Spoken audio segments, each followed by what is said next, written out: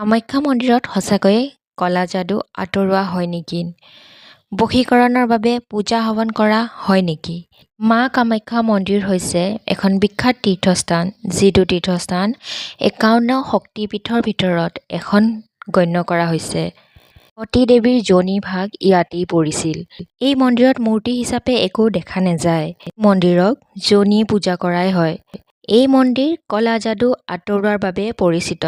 যদি আপোনালোকে এনে কোনো সমস্যাৰ মাজেৰে পাৰ হৈ গৈছে, তেন্তে এই মন্দিৰলৈ এবাৰ আহক, দৰ্শন কৰক আৰু আপোনাৰ সকলো সমস্যা দূৰ কৰক।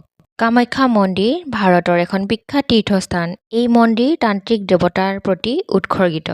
জনপ্ৰিয় কিংবদন্তি অনুসৰি মাতা সতী যেতিয়া দক্ষৰ যজ্ঞত দাহ গৈছিল আৰু তেওঁৰ শৰীৰ যেতিয়া ভগৱান শিৱই দাঙি লৈ ফুৰাইছিল, তেতিয়া সেই শৰীৰক ভগৱান বিষ্ণুৱে ৫১টা টুকুৰাত ভাগ কৰিছিল আৰু তেওঁৰ শৰীৰৰ অংগবোৰ পৰি যোৱা মন্দিৰবোৰ শক্তিপীঠৰ ভিতৰত গণ্য কৰা হৈছিল।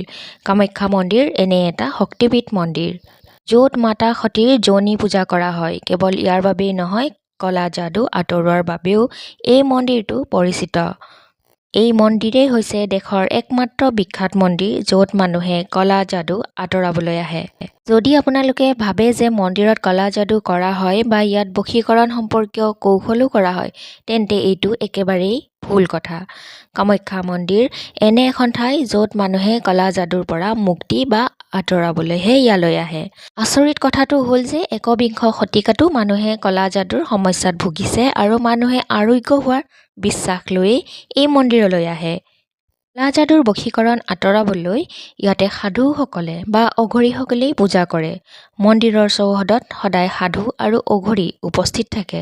এই অঘৰীসকলে ১০টা মহাবিদ্যাক চিনি পায় বুলি বিশ্বাস কৰা হয়। পূজাত কলা যাদুৰ দুখ কষ্টৰ সমাধান অন্তৰ্ভুক্ত। এই মন্দিৰৰ বিষয়ে আমি যদি সকলোবোৰ কথা জানি বুজি চাওঁ, তেনেহ'লে এই কামাখ্যা দেৱীৰ মন্দিৰটো হৈছে সমস্যা নিৰাময়ৰ বাবেহে, বিদ্যাক মানৱতাৰ বিৰুদ্ধে ব্যৱহাৰৰ বাবে নহয়। ইয়াত সাধুসকলে মানুহক দুষ্ট আত্মাৰ পৰা মুক্তি পাবলৈ সহায় কৰে। মন্দিৰৰ চাৰিওফালে বহি থকা সাধুসকলৰো সিদ্ধি আৰু শক্তি আছে। মা কামাখ্যা দেৱীক সন্তুষ্ট কৰিবলৈ ইয়াত প্ৰায়ে ছাগলী আৰু ম'হৰ বলি দিয়া হয়। কিন্তু এই মন্দিৰত মাইকী জীৱ-জন্তু বলি দিয়া নহয়। ইয়াত বশীকৰণ পূজা কৰা হয়। বিশ্বাস কৰা হয় যে বশীকৰণ হৈছে আকৰ্ষণৰ পূজাৰ মূলত পূজা সঠিক ইচ্ছাৰে কৰা হয়। বশীকৰণ পূজাৰ উদ্দেশ্য হৈছে পতি-পত্নীৰ সম্পৰ্ক ৰক্ষা কৰা। কামাখ্যাৰ বশীকৰণ অৰ্থাৎ দুজন মানুহৰ চিন্তাক একেধৰণৰ কৰি মানসিকভাৱে আৰামদায়ক কৰি তোলাৰ উদ্দেশ্যেৰে কৰা হয়। সকলোৱে